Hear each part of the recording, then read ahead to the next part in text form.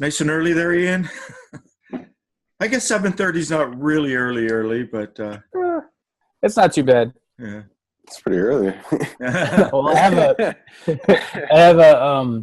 I'm doing a conversational English lessons with some friends of friends in Korea, and with the time difference there, we meet at 6:15, 3 times a week. So this is kind of a later morning for me. Later mornings, okay. Oh, let's see. Yeah, I'm still getting used to it though. You're teaching them English, just conversing with them, or? Yeah. Basically, we're just talking. I try to keep it interesting. I send them YouTube videos, people with different accents, to try and parse them out that way. But it's fun. They're good people. 안녕. I don't speak Korean. That's all I know. Yeah, it helps actually, and they're like, "Oh, what's this word mean?" And they'll say something in Korean, and I'm like, "Can't help you." Yeah, language is one of those automatons. Mr. Gurdjieff actually talks about it in the chapter 1 of Tales. From the author when he was trying to figure out what language to write in, and we get so automatic. I don't know what I'm going to say 100 words from now, but the word that I say 100 words from now will be grammatically correct. It will fit in the sentence without my having to think about it. Part of it involves the moving center because words are very, vocal in the muscles. But there's a similar process. You walk towards a step. You're not conscious of the, tens of thousands of calculations that your subconscious mind has to make in order for you to land on the first step with absolute precision. So when, your heel landing on the first step, you do it perhaps like myself with your right foot. It is so automatic. The same with language. At a certain point when we develop the facility with language, it becomes what he called an automatism, and it just flows. So my words are just flowing, and it's very hard to actually bring mindful awareness into my own conversation. I don't know if any of you have come across the concept of reading Beelzebub tales visually. Has anyone ever heard of that? Mm-hmm. So, when, if you read a sentence, John went to the store. We have an understanding of that. But if you could visualize John walking to the store, so whenever there's the possibility of having a visual image, rather than just reading the words automatically, to read them with the visual component. Right in the beginning of Tales, he talks about 2 different forms of thought. Thinking, mentation by thought, which is actually the linguistic form of mentation, thinking by words, and then thinking by form. And he says all animals think by form. So, what does that mean, Alan? Well, I mean, my dog knows the neighborhood. He doesn't know English. He doesn't know language. But, when we walk certain areas, he knows where he's going. He's got some kind of map inside his mind.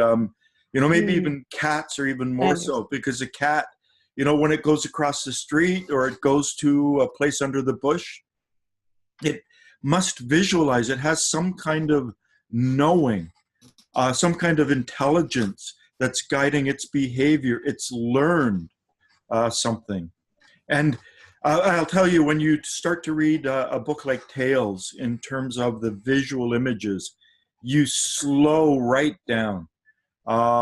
So you imagine, each thing, anywhere where there's the possibility of bringing a visual image to play, it makes you slow down.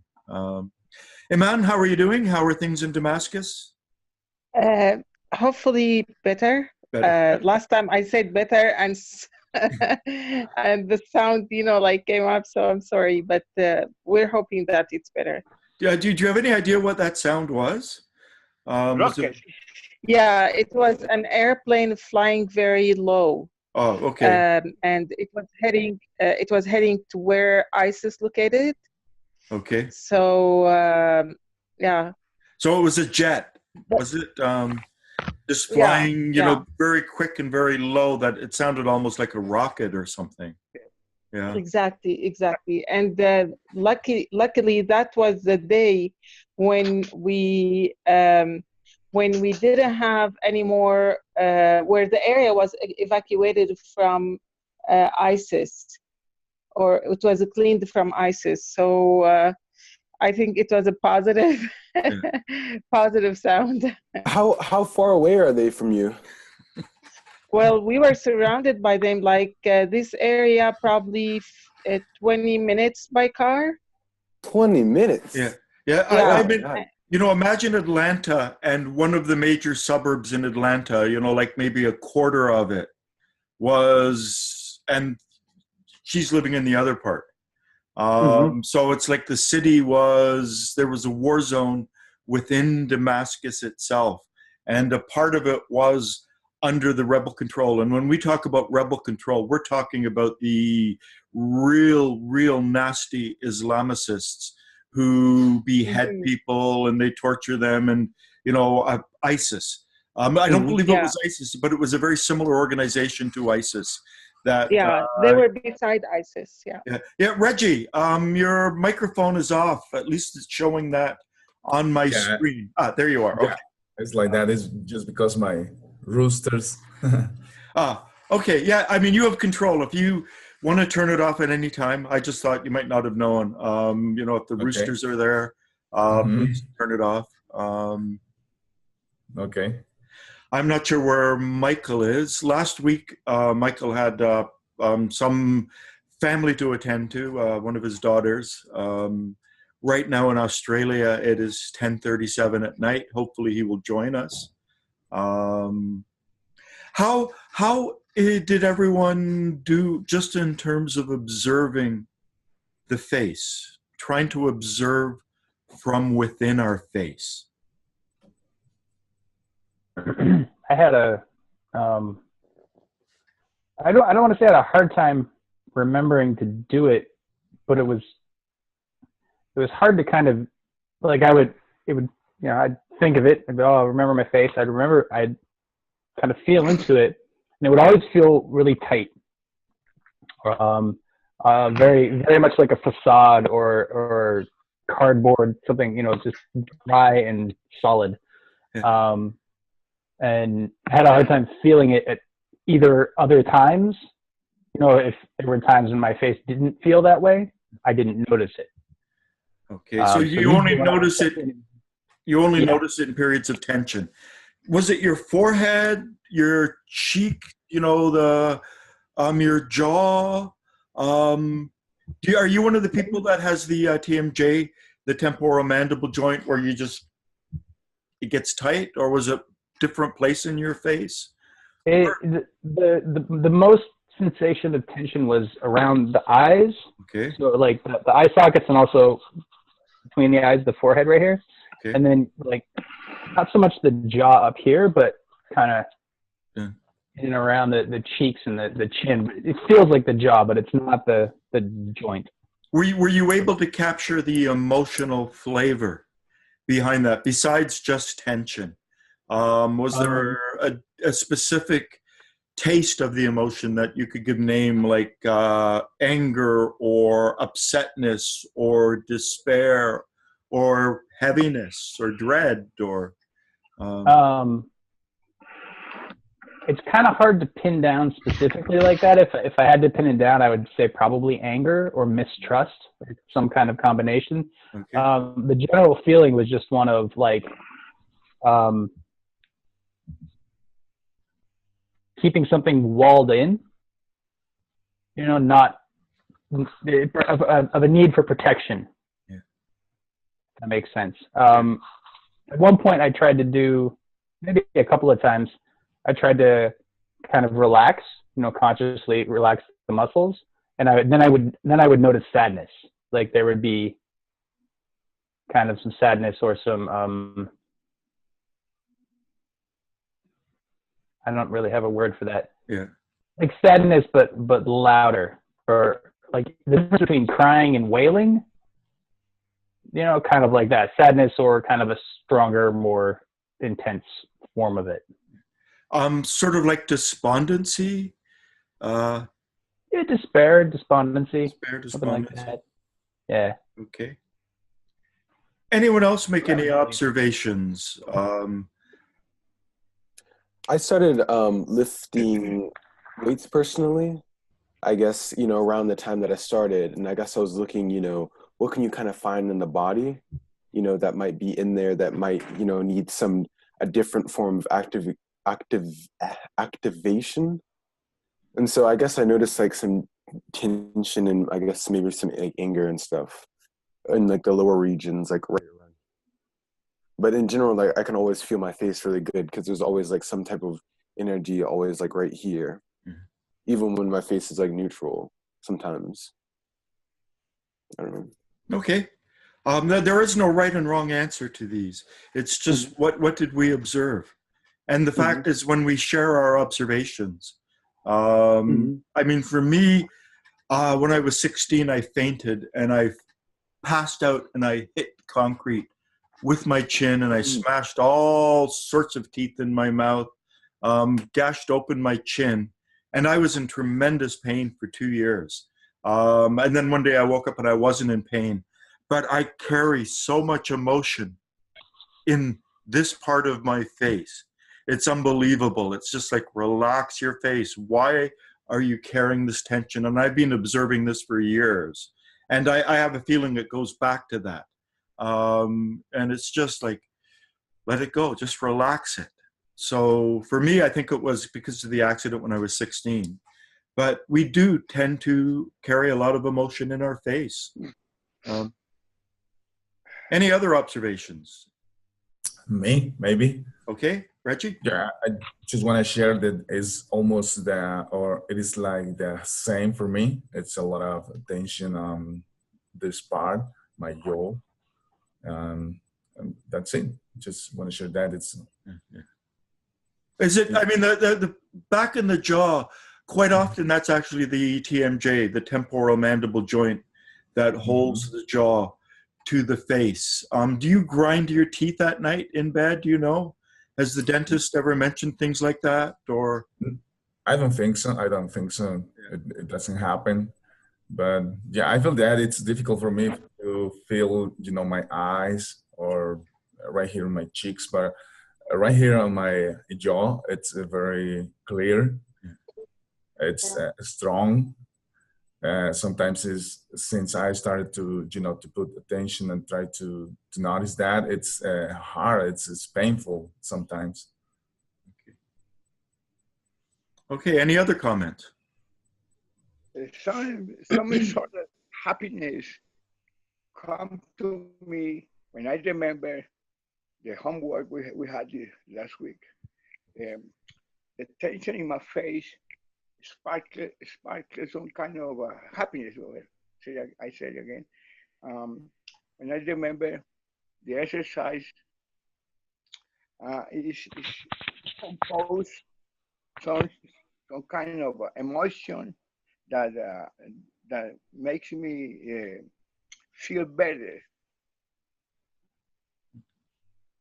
Anyways, I had a meeting with some lawyers because I'm fixing some judicial statements, and I remember that I never came to me in that meeting.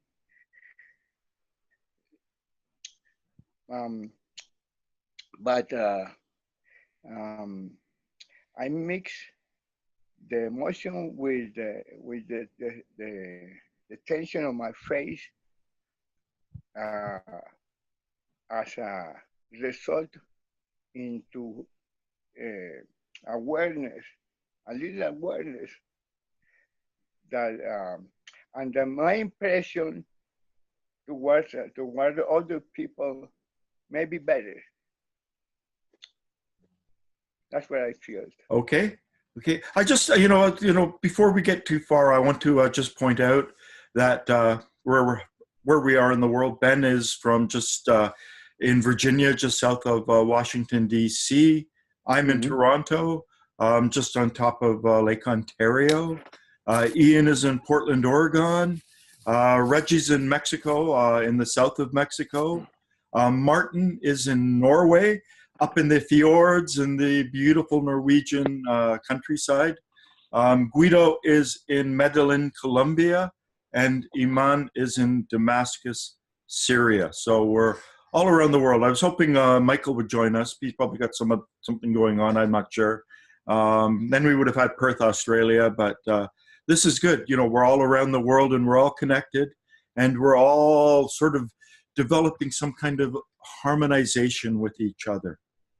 Now, let's do an inner exercise. I'm actually starting to form a real live group with a group of people on Tuesday evenings. That it's going to take a lot longer to form a live group than it is online group, because online we share the interests and it's much easier for us to connect and to come into contact with each other.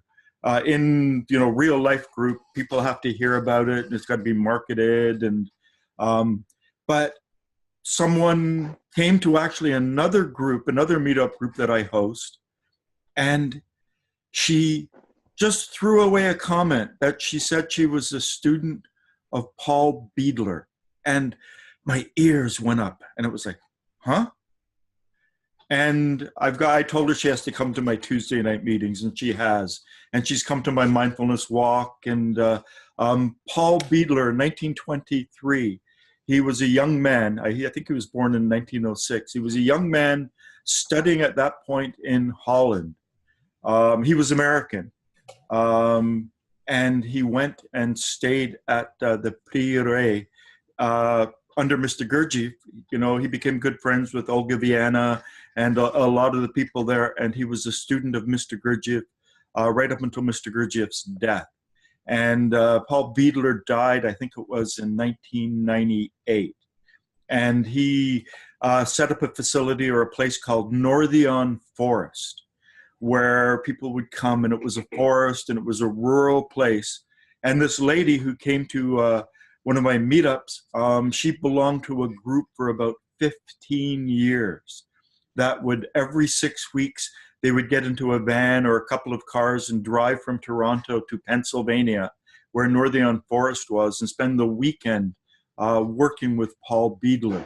So I immediately got up my pen and I said, well, what exercises did you learn? What did they teach you? And a lot of this actually I've discovered is online. There's a website called endlesssearch.co.uk that is set up by someone named Ian McFarlane, who was the person in Toronto who ran the groups, because they would go and meet weekly in Toronto, and then every 6 weeks they would drive down there. And so, not right now, but in a moment, I'm going to do an exercise that she taught me. It's actually on the Endless Search website. So she made me kind of go. She didn't make me go and look there. I knew that there were exercises there, but it's an interesting exercise. But I'll do it in a minute. But right now, let's just try to relax our body. Mr. Gurdjieff says that relaxation should come from the head down. So just, using your breath, using your breathing, using the power of your mind. Mr. Gurdjieff said that the mind should really act as the role of the policeman, and it should tell parts of the body what to do. So just relax the top of your head. And then relax your forehead. And relax your eyebrows, your eyes. Relax your nose and face, the sides of your head, your ears. Relax your mouth. Relax your jaw. Relax your throat to neck. Relax your shoulders. And then focusing on your right arm, relax your upper right arm, your lower right arm, and then relax your right hand and fingers. And then relax your upper left arm, your lower left arm, And then relax your left hand and fingers. And then bring your awareness to your chest and relax your upper chest. Then relax your midriff and solar plexus. And then relax your lower abdomen.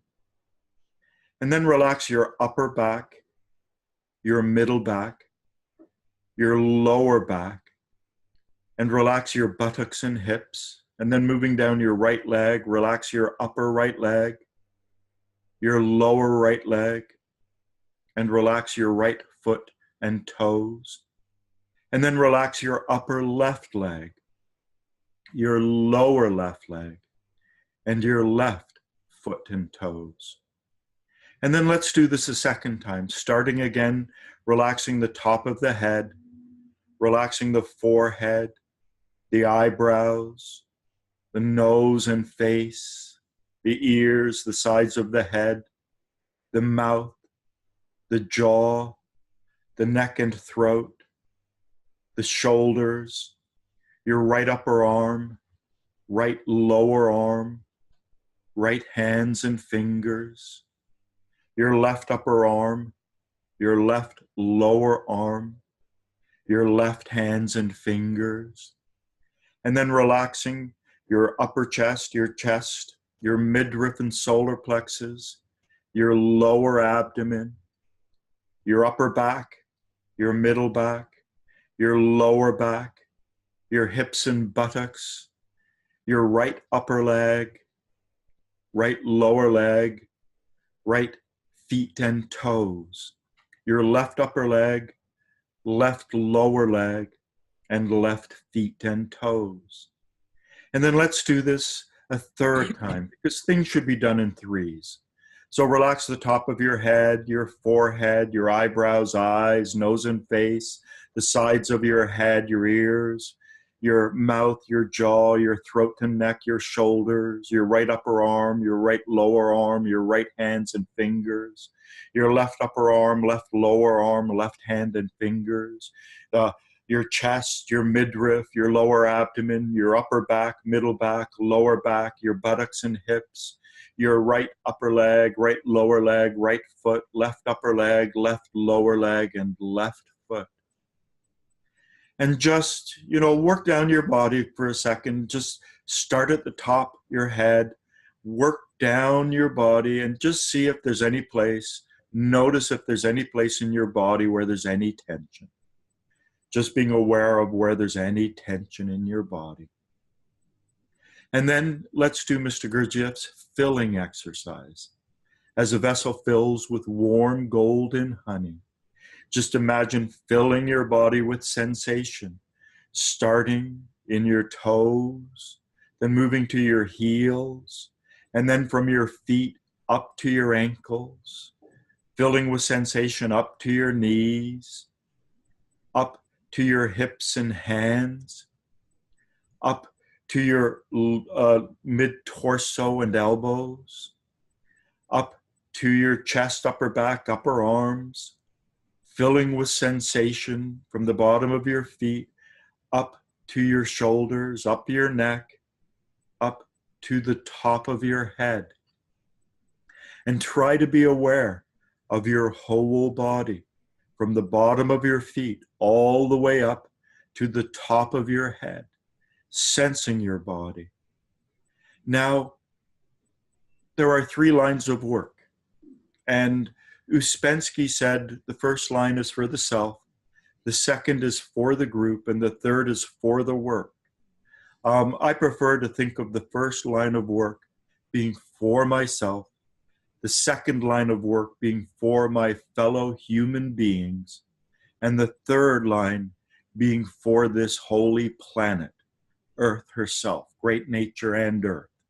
To recognize that I'm working along these 3 lines, that I'm not just doing this for myself, that it extends outwards. For instance, some of you may have read the Facebook post that I posted from Conversations with Gurdjieff by Catherine Hulme, where she talked about the fact that our essence is made up of, back then it was 2 billion people. She used the word 2,000 million. but our essence is what we share with all other humans on this planet. And Mr. Gurdjieff said that in terms of our bodily awareness, it's very important to realize that we are not our body, and we are not our essence either. We should not be identified with these two parts of our being. Mr. Gurdjieff said that, I'm just going to find the exact quote, if I can, or maybe not. You know, he said that what we have to learn to do is to subjugate to one single eye, or this is actually Catherine Hulme, subjugate to one single eye the personality in you. And what we have to say over and over again, I am, I have a body. So our body is really something that we possess. It's like an object that we own. It is not who we are. So I am, I have a body. I am, I have a body. And she said that Mr. Gurdjieff told her to repeat this phrase over and over and over. I am, and I have a body. And by saying I am and differentiating it from I have a body, we are beginning to create an I within us that could control the other eyes, the I am. We begin to create a centralizing principle, a centralizing aspect of ourself that then begins to subjugate the various other parts within us. So I am, I have a body. So be aware of your body right now. Be aware of your body from the bottom of your feet to the top of your head. Be aware of how the bottom of your feet are pressing down against the ground. Be aware of those places underneath your legs that are in contact with the chair beneath you.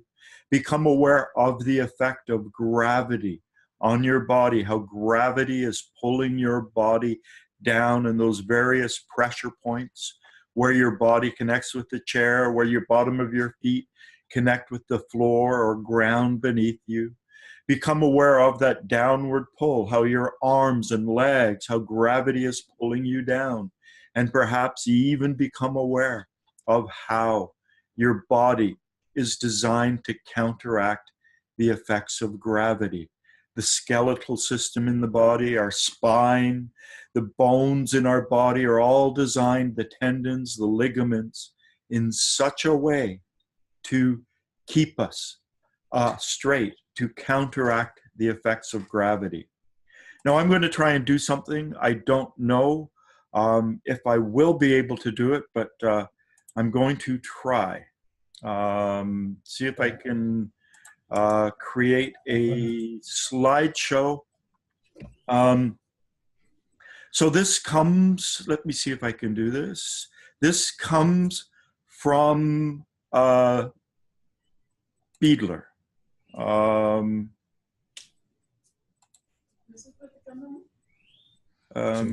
Okay, can we see this? I don't know if I can. Oh, I think I can.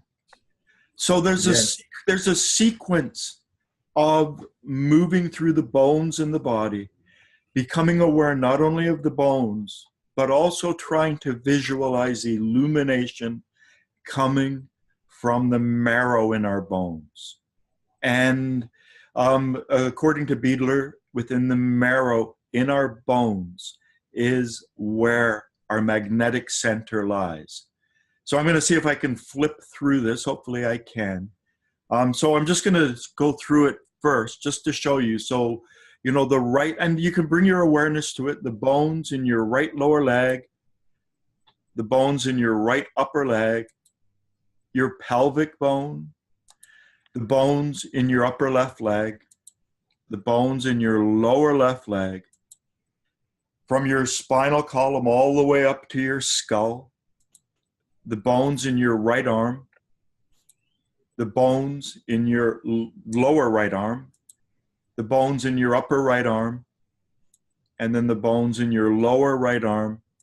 And then I've got them all together, these bones that we did, you know, to try to imagine this illumination, this light shining out from the marrow within our bones. Now I don't know what I have to do to go back, because I'm just going to quickly go back. I can't seem to start over again.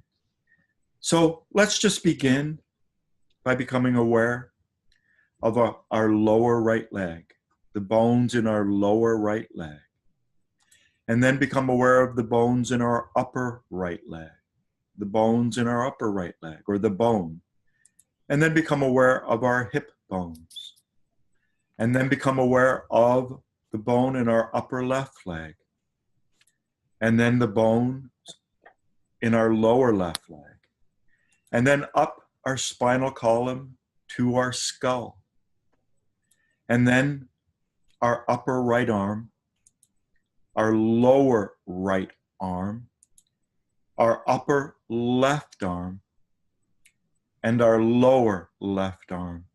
And then I've actually added this last one because we're trying to visualize the marrow in the bones illuminating. So I've put this at the end. Now there's a specific exercise. Let me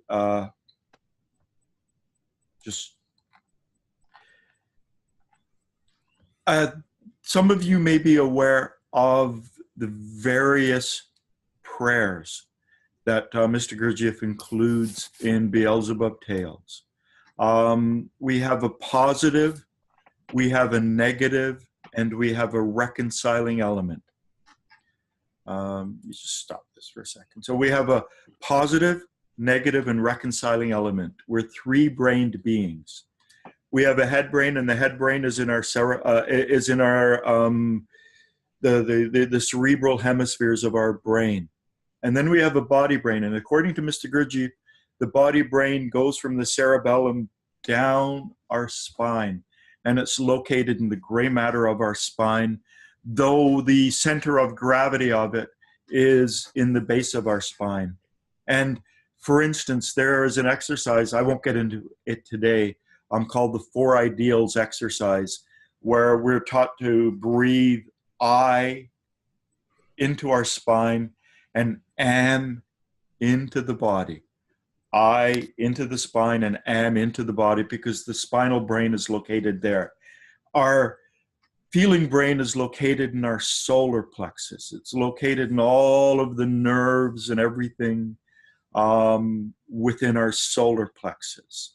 And the feeling brain represents the reconciling element. So the head brain is the positive, the body brain is the negative, and then what reconciles them is the feeling. And we can find this law of 3 represented throughout nature in many different things. I ran to the store. And in English we have, it's like we go from the head to the feelings to the body, because the verb is what links and reconciles the subject and object. So all of our language is based on the law of 3. So I is the positive, ran is the reconciling element, and to the store is the object.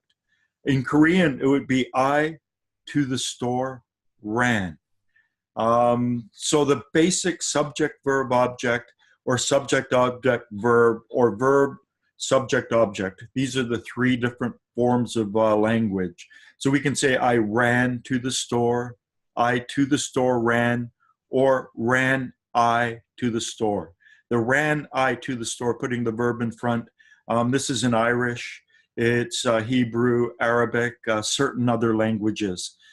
So these 3 different possibilities, they say SVO, SOV, or VSO. So verb, subject, object are the 3 elements of language.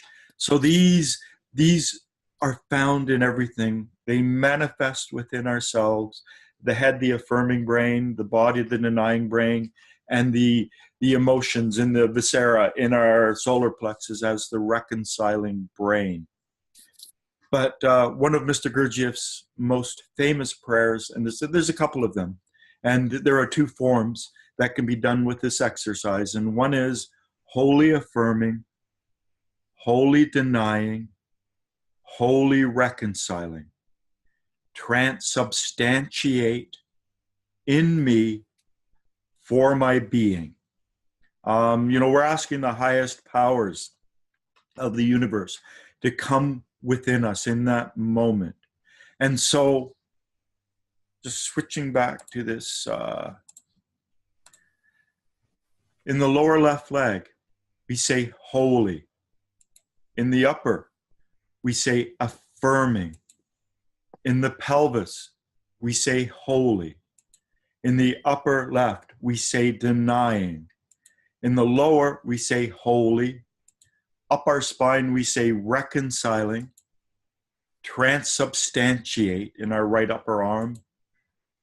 Transubstantiate in me, in the lower left arm, for my being.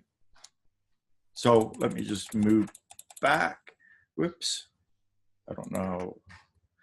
So let's just say this, and I'm going to add these visuals so that we can just work through them. Holy affirming. Holy denying. Holy denying. Holy reconciling. Holy reconciling. Transubstantiate in me, for my being. So let me just go back again.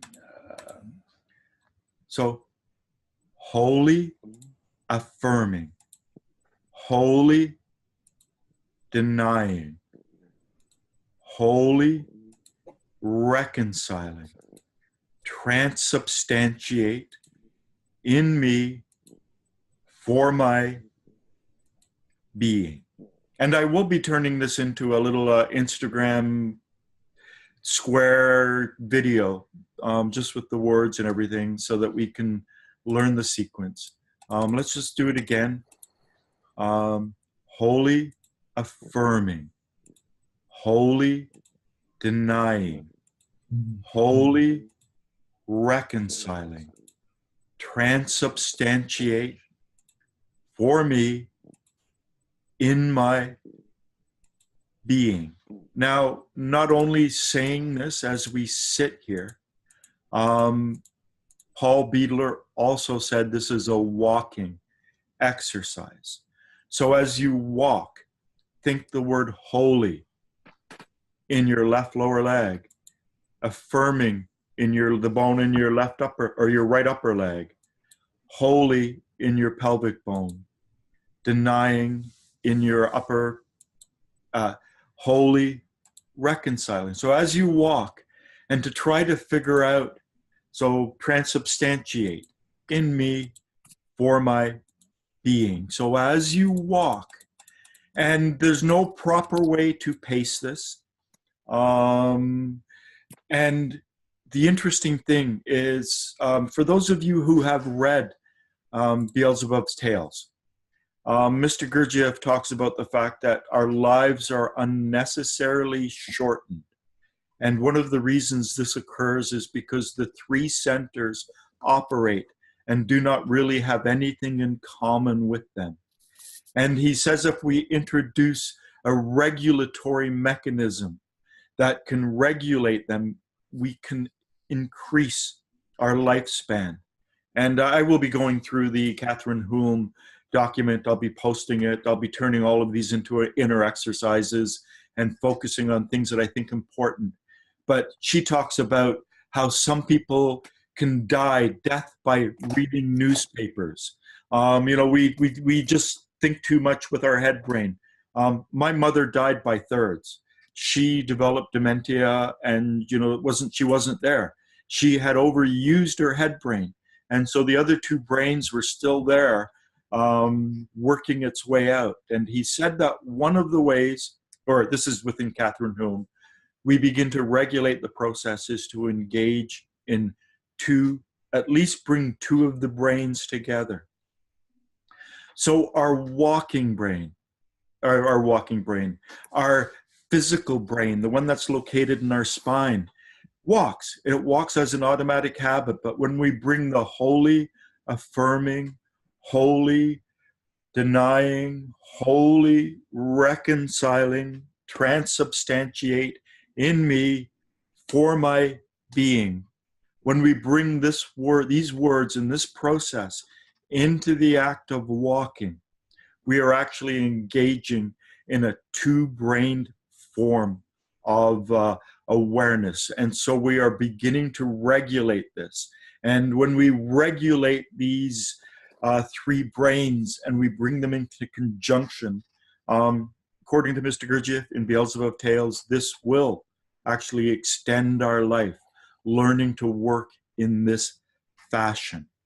So, going back to this, so holy, holy affirming, holy denying, holy reconciling, transubstantiate in me for my being.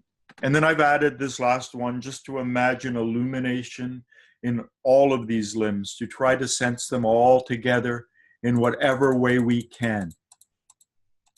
Now, there's another prayer that Mr. Gurdjieff said, the same three.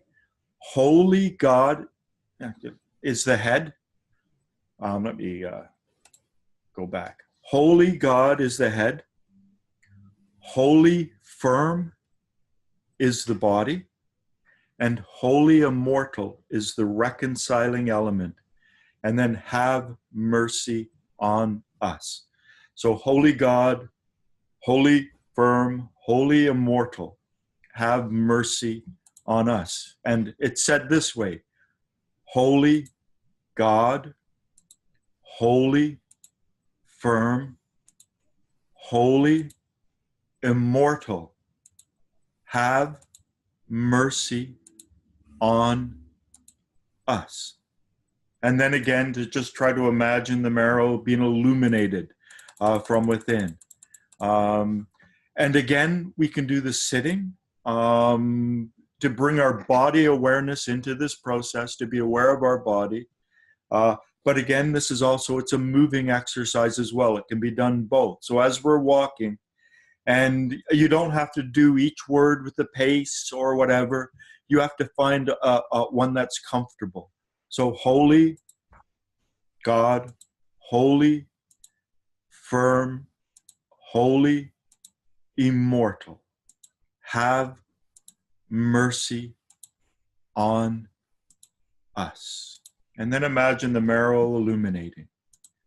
So let's just do this, become aware, just watch on the screen. That way I don't have to say too many words. Holy, affirming, holy, denying, holy, reconciling, transubstantiate in me for my being. And then the illumination of the marrow. And let's just go back. Holy, affirming, holy, denying, holy, reconciling, transubstantiate in me for my being, and illuminating our marrow. Everything should be done 3 times. So holy, affirming, holy, denying, holy, reconciling, transubstantiate for me, or transubstantiate in me for my being, and the illumination of our marrow. And then let's do the next one. Holy God, holy, firm, holy, immortal, have mercy on us. And then illuminate all of your marrow. Just visualize it illuminating. Holy God, holy, firm, holy, immortal, have mercy on us. And illuminating the marrow. Are you sharing your screen right now? Oh, am I not? I don't think you are. I don't think I am. Sorry.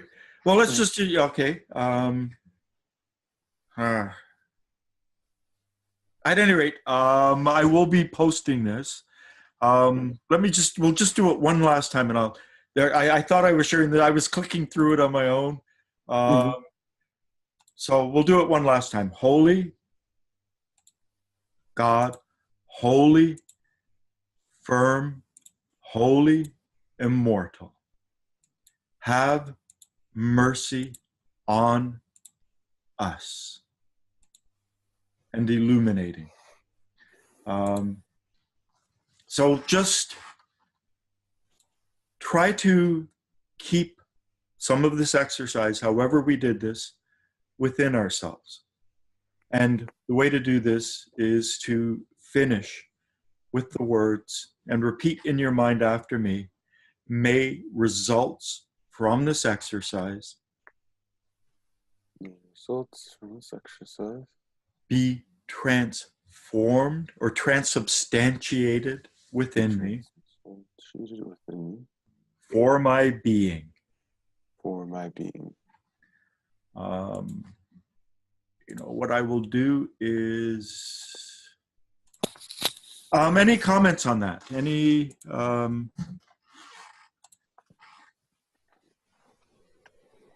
observations? I feel really solid after focusing on the bones. That's kind of I've not really worked with that before, with the actual bone structure. I just feel very present and solid. I feel my weight. I'm more conscious of my weight. And there's kind of a heat running up my system. Yeah, when I was in the Bennett group, we did some bones and marrow exercises. I'm going to make an aside. Within the Hebrew Bible, there are 3 terms that represent the breath, that represent the soul, and that represent the spirit. And they are often translated with the same word. And so we don't understand the distinctions between them. But one of the words is nefesh, which is the soul, the breath, the spirit in all life. The other is ruach, which is the soul, the breath, the spirit that enters into life forms that possess a spinal column, so chordate life forms. And then there is neshama, which is the soul, the breath, the spirit that comes from above. And nefesh, another translation of that is flesh, and then ruach is bones, and then neshama is marrow. So for instance, Ezekiel, there's the famous Ezekiel, the Valley of the Dry Bones, where God says, I will breathe breath into these bones and bring Israel to life. And he uses the word ruach. So it's related to the bones in our body. And, whether or not these are metaphors for the 3 different levels of being, the flesh representing the earthly level of world 48, the bones representing the planetary level of world 24, and the marrow representing the solar level of world 12. These are found throughout the Bible. There's something called the Strong's Biblical Concordance. I actually owned the book, but now it's all online. And you can type in a certain word, and you can see every occurrence of that word in the Bible. And years ago, I went and I found the teachings in the Bible metaphorically and many different ways. And I researched I look at every single incident of these words as they were found in the Old Testament, particularly the Tanakh. And when people talk about body, soul, and spirit, soma, psyche, pneuma are the words that St. Paul used. He was actually translating into Greek these three ideas. Soma is the body. Psyche, they translate that as the soul, but that's really the self at the level of essence. And then pneuma is the solar, the self at the element of the sun and where the real I is. So these concepts are found in the Bible. So the exercise I was taught, and I will, bring it into, later ones, was to become aware of our flesh, then to become aware of the bones, and then to become aware of the marrow within the bones. So these exercises, they're all connected to Mr. Gurdjieff. And the one that I just did, let me see, okay, the two of them, the Beadler exercises, I'm just posting the text on our the messages, our message board, and I will also post them in the Gurdjieff group. I better actually in the Gurdjieff group give a little bit of an explanation before I fully post them.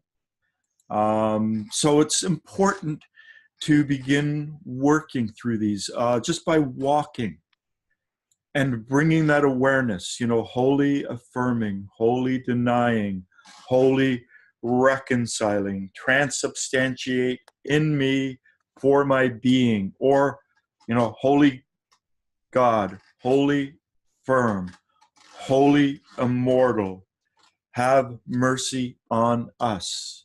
Doing the phrases requires a lot of head-brain focus. And we're bringing the head brain into this process. We're connecting the head brain. Francis, who can't always make it, I was talking to him last week, and I was trying to recall an exercise that I was taught when I did movements. And it was to do with the hands. And basically, you bring the thumb and finger, index finger, then the thumb and the middle finger, the thumb and the fourth finger, and the thumb and the baby finger, and then the thumb and the baby finger, the thumb and the fourth finger, the thumb and the third or middle finger, the thumb and the index finger. And you go 1, 2, 3, 4, 4, 3, 2, 1, 2, 3, 4, 5, 5, 4, 3, 2, 3, 4, 5, 6, 6, 5, 4, 3, 4, 3, or 4, 4, 5, 6, 7, 7, 6, 5, 4, 5, 6, 7, 8, and you just work your way up. So 1, 2, 3, 4, 4, 3, 2, 1, 2, 3, 4, 5, 5, 4, 3, 2. We're harmonizing the brains. Then Francis told me that the way he was taught it was to add, to me this is a level of complexity because I've never done it, was to do it A, B, C, D, D, C, B, A, B, C, D, E, E, C, D, B, and to work up through the alphabet that way. And then he said that he was also taught through the movements classes to add a real level of complexity to it.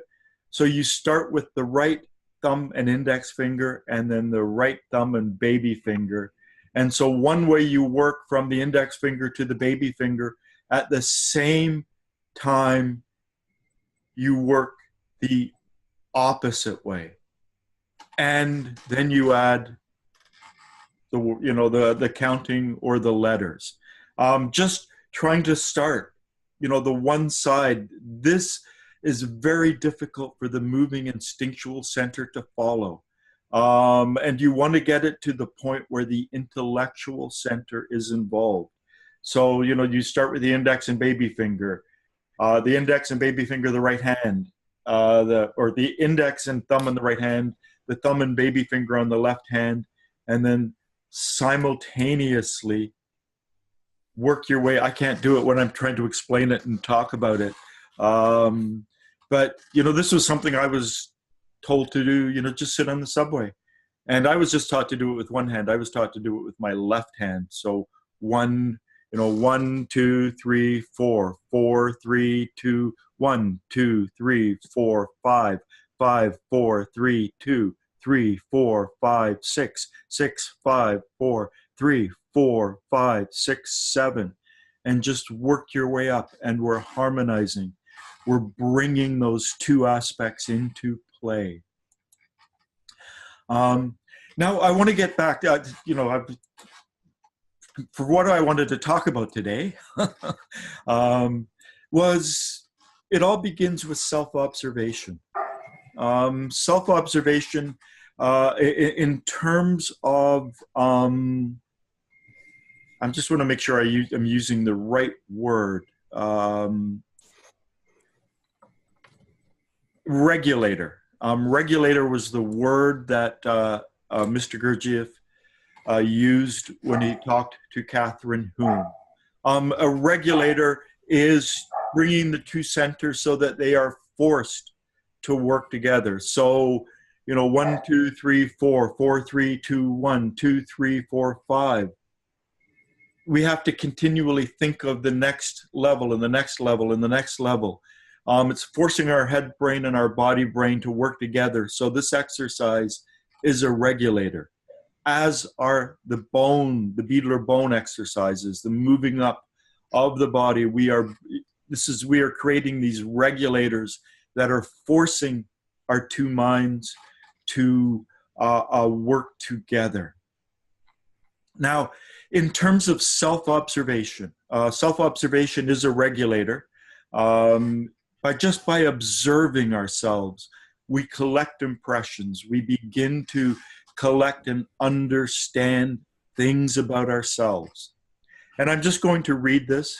Just give me a second and I will, or you know what, rather than have to post it, I will post it.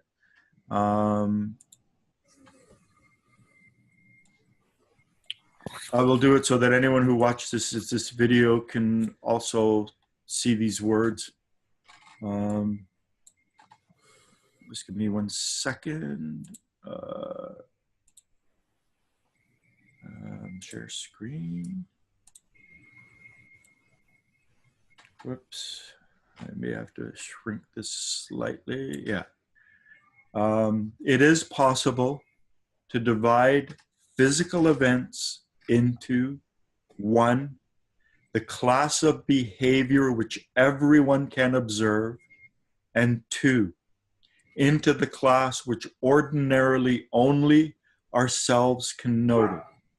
The example of the first are postures, gestures, habits, and of the second, sense impressions, including the kinetic, breathing, pulse beat, temperature, etc. The point to make sure is that the whole field be covered, and this is not impossible since the varieties of our behavior are not infinite. Perhaps the easiest way for a serious beginning consists in the effort to be currently aware first of the general manner in which the body is acting, as for instance, whether it be sitting, walking, speaking, eating, or just what its mass action is at any given moment. Even in our waking state, these things go on in our sleep, for we are scarcely more conscious of them as they happen than a somnambulist. The mechanism, let us say, is on its way. The mechanism, let us say, is on, I think I must have made a mistake there. Is on its way to take the train. The mechanism, let us say, is on its way to take the train, and suddenly it breaks into a run. So the mechanism she's talking about is the body's waking sleep, and how the physical body just is, that's the mechanism. The mechanism, let us say, is on its way to take the train, and suddenly it breaks into a run. We now wish to be in the position to make the immediate statement without reflection. Now my organism is running. And almost everyone will maintain that this is nothing new, that he has always known when such activities take place, leaving aside the answer that not often enough we wake up to find ourselves somewhere and have no recollection of our arrival. Let it be added that this knowing things is precisely what we are not suggesting. There is a vast gulf between knowing that one is walking and being conscious of the walking activity that goes currently forward in the body. So basically, it's not a head-brain labeling of our actions. It's bringing awareness to ourselves. And then further on, do physical work every day, consciously with self-observation. That takes will. We cannot think without will. So here she's also saying that we should do some kind of physical activity every day, going for a walk, going for a bike ride, going to the gym, digging in the garden, taking the dog for a walk, doing something that gets us into our body, that involves the moving instinctual center and gives us the opportunity to examine our body, to pay attention to our body, to observe our body. It all begins at the level of physical. Techniques for self-observation. Some of these, and I talked about this one last week, verge towards the emotional, but to observe our tone of voice, to observe our tone of voice, to observe our tone of voice. Fortunately, as a hypnotherapist, I play with my tone of voice all the time. Gestures. I'm very, for me, I gesture with my hands a lot.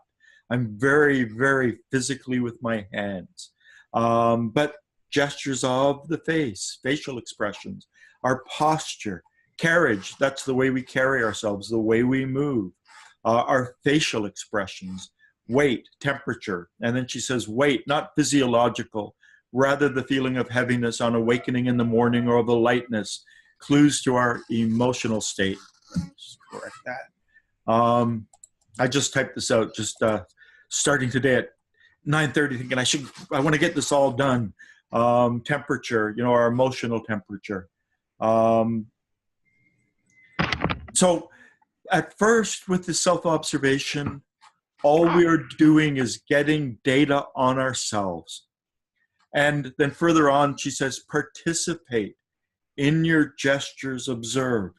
So when I'm moving my hands right now and I'm gesturing as I'm speaking, to bring an awareness, to observe this gesturing, to be the observer, the witness in the action, to observe them. And here she says, self-observation is the first regulator. So find out the repertory of your own gestures. And then what I said earlier, subjugate to one single eye the personality in you. Say over and over again, I have a body. Gestures are speedy and proficient, habitized from birth. It is almost too fast for it to observe. Here, the personal equation is pernicious. That's to think we are our body, but remember the body is something outside the I. So self-observation is not the body observing the body. We must not identify with the body. So these, profound things here, I'm going to be posting these. I'll post them on the actual group on Facebook and on our message board so that you'll be able to read them and reflect on them. But the first step is self-observation, to collect the impressions within ourselves, just to observe the body. So to bring your awareness back to the effect of gravity on your body, to bring your awareness to your spine, to your bones, to bring your awareness to where your feet are pressing down against the ground, bring your awareness to where your pelvic bones are pressing against the seat and the under part of your legs are pressing against the seat, to begin to observe your body, not as the body observing itself, but as if it were, and it is, something that is not you. The real I is not in the body. The real I possesses the body. I have a body. So the body is my possession. It is not who I am. Years ago, I would tell people, we think we are our body, but imagine if I had a sword and I cut your arm off. That would no longer be you. That would be outside of you. We can cut all our arms off, or both our arms off and our legs off. And, as long as we get, proper medical attention, we can live. So what is really composed of ourselves? We can have our nose, our ears, all sorts of parts of ourselves cut off. We can have our hips replaced with titanium and, different parts of our body replaced. And so if they can be replaced, if they can be cut off, if, artificial aspects can be implanted and take that function, it's obvious that it's not who we are. I remember back in the early 80s, the Jarvik heart, there was a dentist who had an artificial heart, an artificial pump in his chest that kept him alive for a couple of months. It made the news. This was before the internet. There was always a little story every day or every week about the fact that now he's been 10 days on an artificial heart, keeping him alive. And he was in a hospital room. He was able to talk, see his family. Eventually he did die, but he had this machine in his chest. At the most basic element, we think of being human within our heart. So if we're not our body, what are we? We're something else. So to try and bring our awareness to the fact that, I have a body.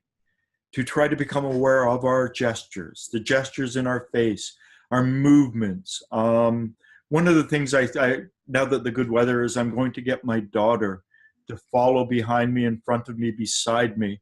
And I'll do it in a way that I will share with everyone, and then advise you, try to get people in your life to do the same. We have technology that they didn't have in Mr. Gurdjieff's day. So, someone walks behind you with a smartphone. Do you know what you look like when you're walking from behind? You're walking from behind, and there are people who 100 yards away will know it's you. What is it about your gait from behind that makes you so recognizable? We only look out from our eyes. We don't know what we look like from angles. When we see photographs of ourselves from our profile, it's very different because we're so used to looking in the mirror and seeing ourselves from this point of view. So we have smartphones. Technology is now readily available to really allow us to observe ourselves. So I want my daughter, I'm going to get her, she's so busy, to, be walking from behind, me walking from the front, me walking from the side, sitting down, standing up, lying down, getting up from a lying position. Some of the normal things that I do on a regular basis, and to film them so I can really be observing my body. It's like stepping out and detaching from my body. So we have this wonderful opportunity. I'm not, don't do this right now. This is, building up to this. Just try to be in your body. Biedler goes on and, on his website, there are other things that he has.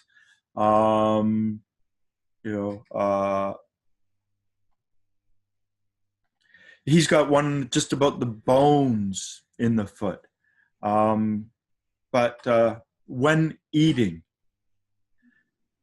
first focus on your eyes looking at the food. Then bring your attention to the nose smelling the food. Then bring your attention to the mouth while chewing the food. And then bring your attention to the throat while swallowing the food. Then bring your attention to the chest while food descends. and bring your attention to your navel while food arrives in the stomach. So to break down the eating into these different steps. He also has a note where he says, when sitting on the toilet, become aware of your navel.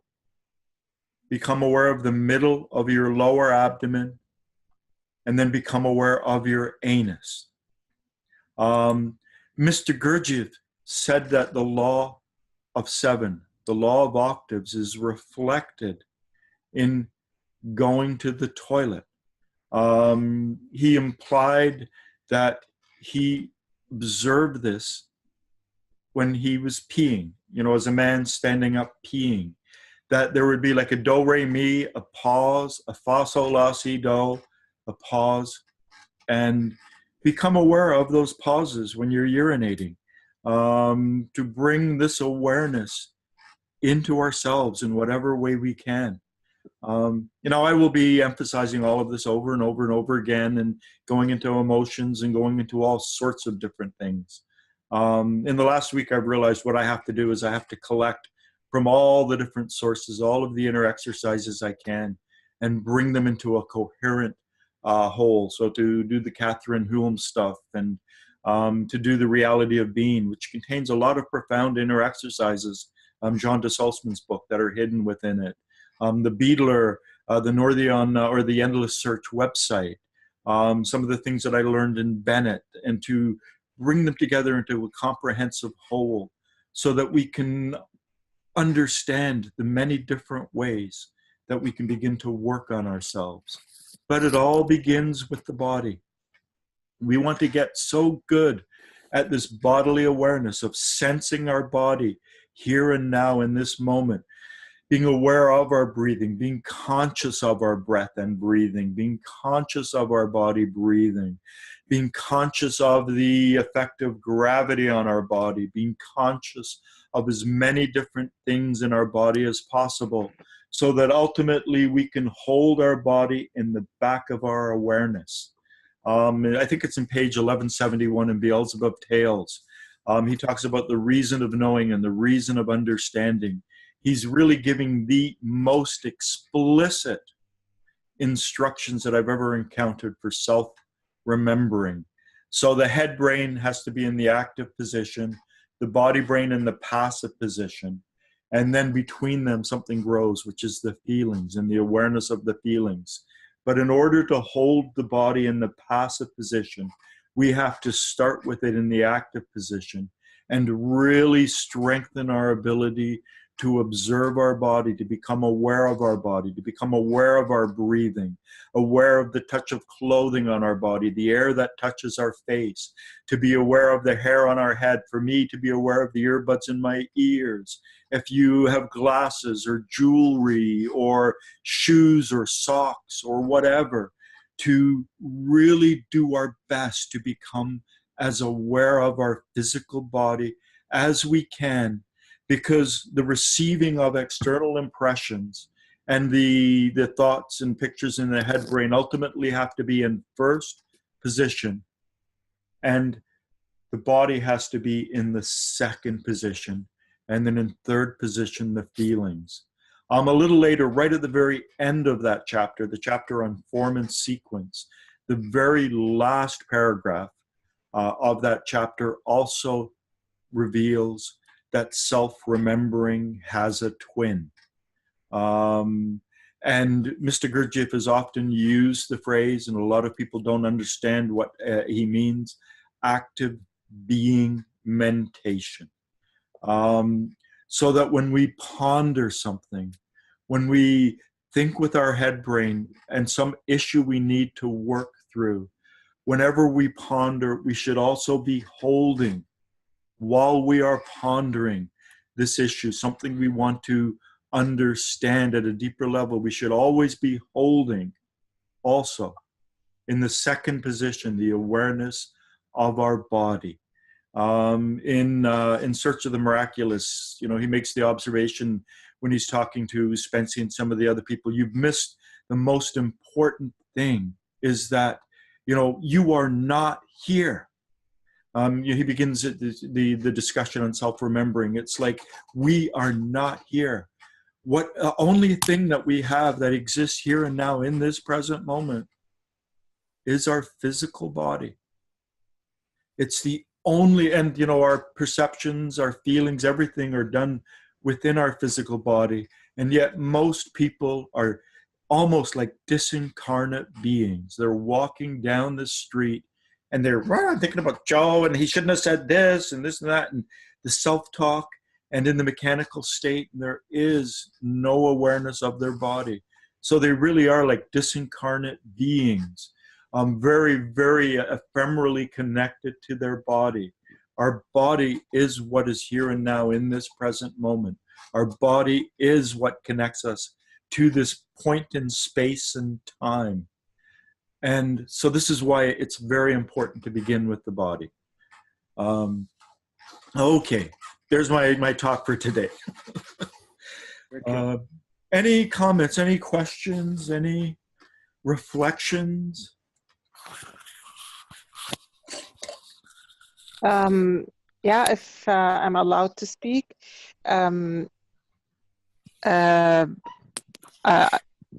First of all, at the beginning, like when we did the first exercise, when we focused on the bones and on the parts of the body,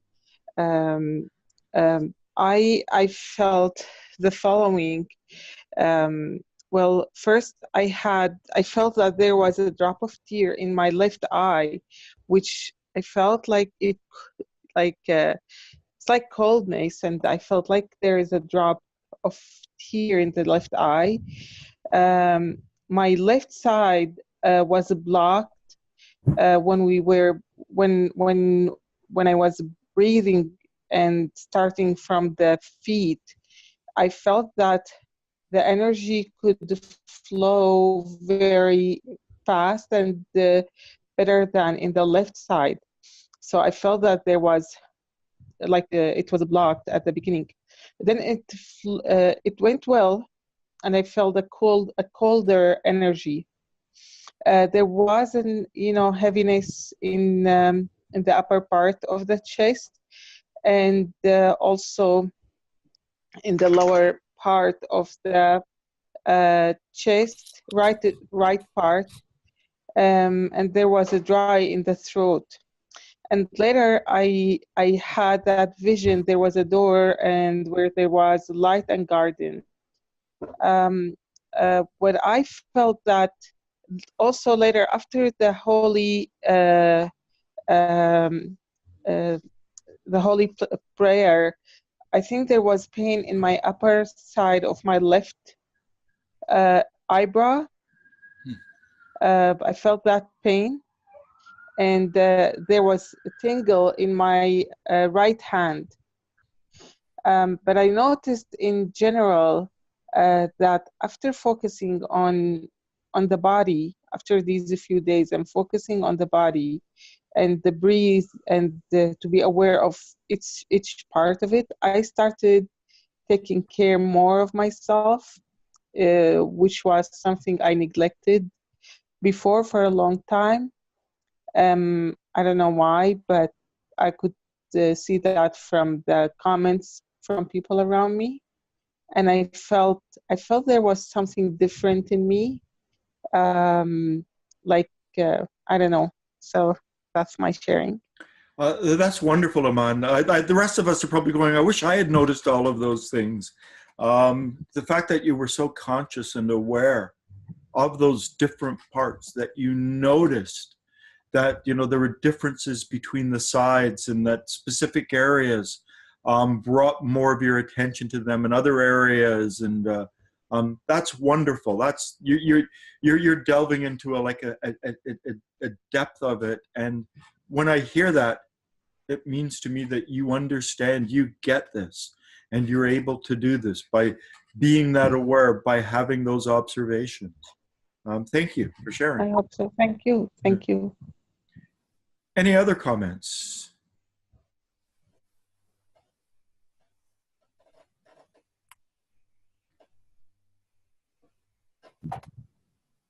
Comments? Me, maybe. Sure, Reggie, go ahead. Yeah, I just want to say again, thank you.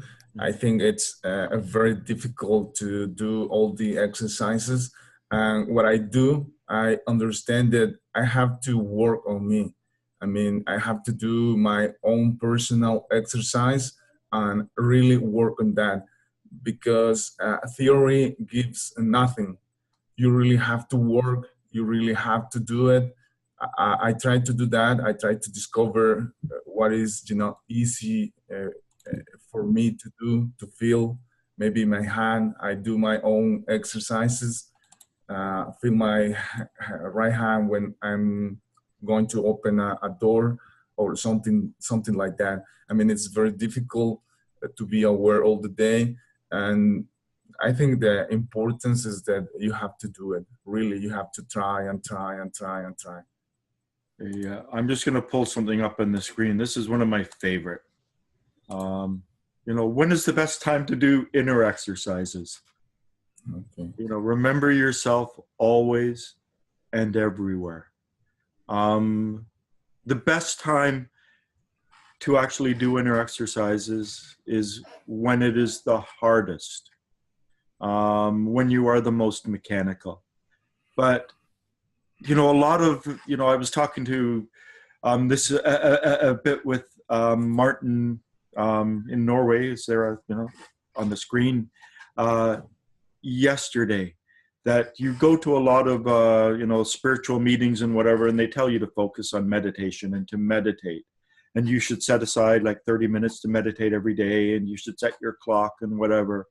The thing about this system is that it aims to transform our entire life, and it's done within life.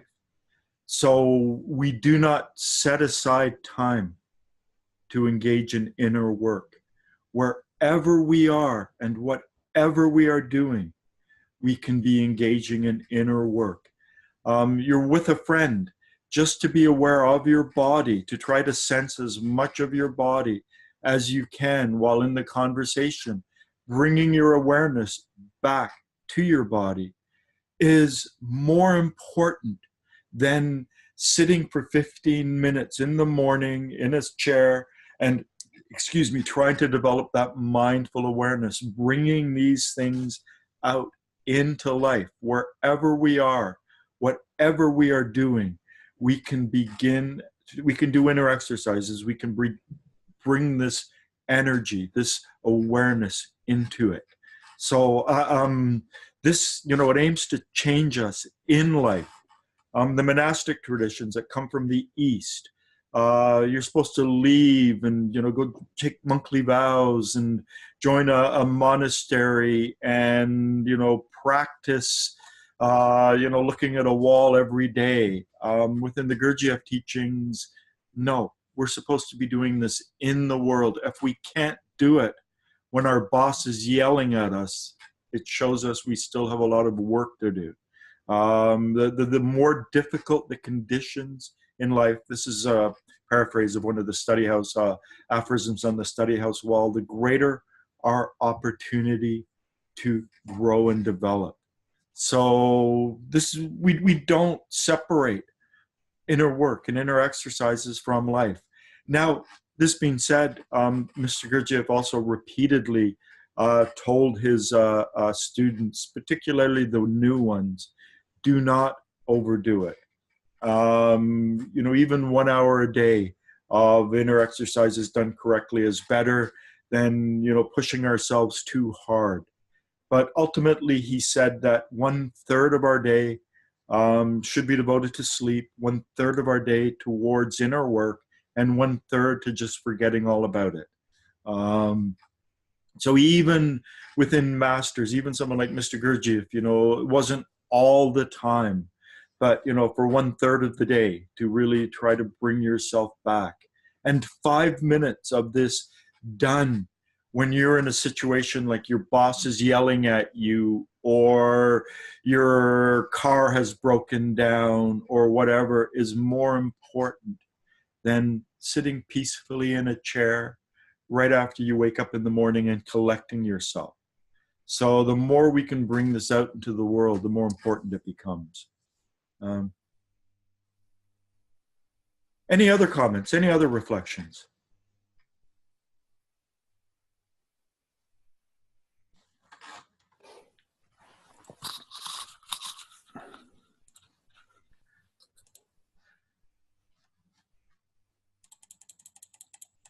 So he slept 8 hours a day every day? No, he said that we should sleep, quality is more important than quantity. But it's very difficult to get quality sleep. The way we get quality sleep, he says that what happens usually is one center observes the other during sleep, and we have to learn how to sleep in all three centers and disconnect them. I'm still in myself trying to figure this out. He said that when we dream, the dreams are one center watching the other. And I will be talking about this later. This is in Catherine Hulme, where she says, rather than doing like Jungian dream work and stuff like that, from this perspective, it's important to pay attention to our dreams to figure out which are our dreams predominantly emotional? Are they predominantly intellectual? Are they predominantly physical? Which center rules our dreams? Because when we figure that out, we will realize where we're not properly expending our energy in the day. We've got superfluous energy left over that comes out in our dreams. But he said that we shouldn't dream, that dreams are not proper sleep. We have to disconnect.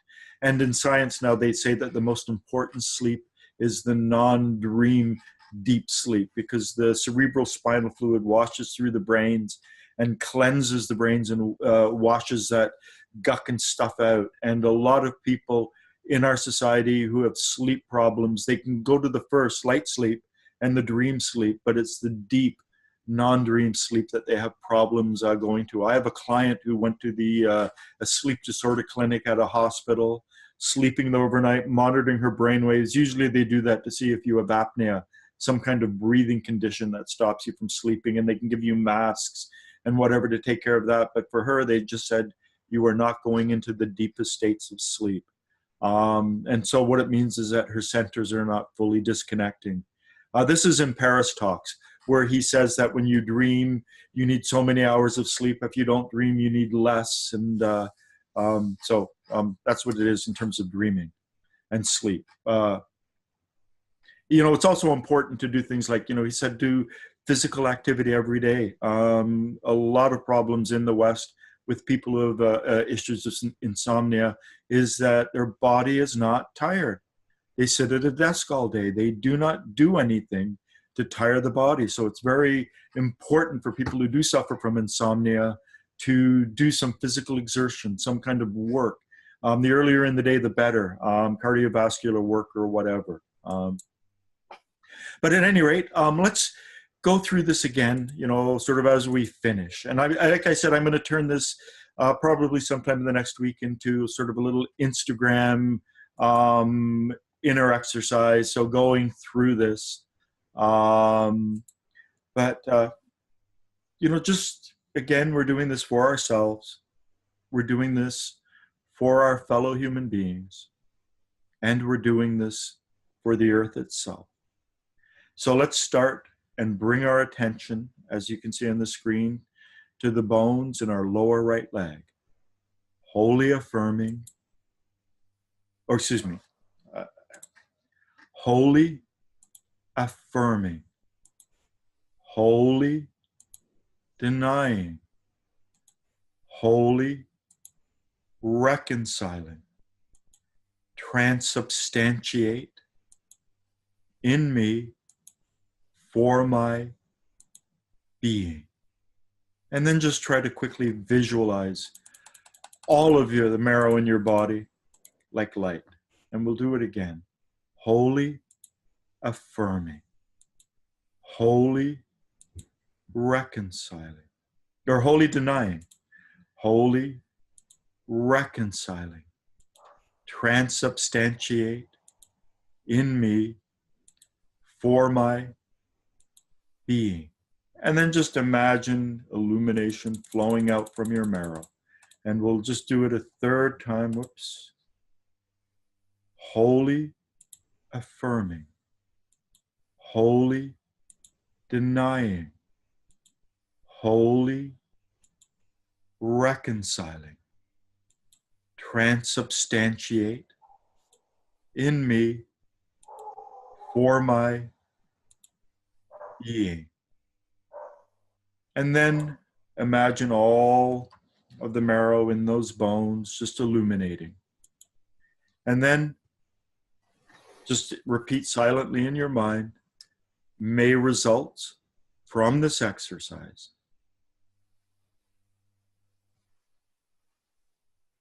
be transubstantiated within me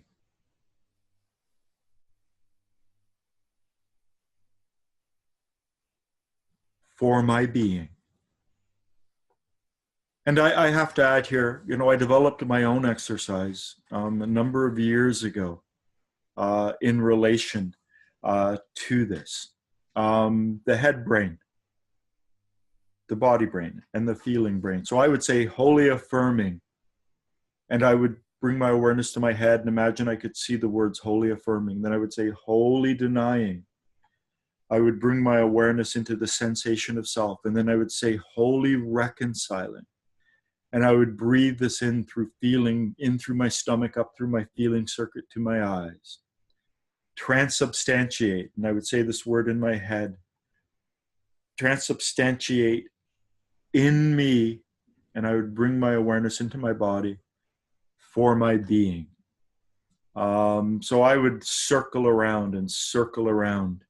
And that's how I taught myself this exercise. That's the one that I created for myself. I actually have that as a YouTube video with the moving Enneagram, just doing that. But I came across the Beadler one last week, and I know the Beadler one can be traced back to Mr. Gurdjieff. That, you know, he taught these exercises in similar ways to people. For Bennett, it was going down, you know, right arm, right leg, left arm, left leg. For Beadler, it seems to, there's another one, I won't go into it today. It seems to start in the coming up the right leg, down the left arm, up the right arm, down the left leg, up the right leg, down the right arm, up the right arm. But they're all very similar. There's like this circling motion through the body, this looping around. Any comments, any questions, anything before we go?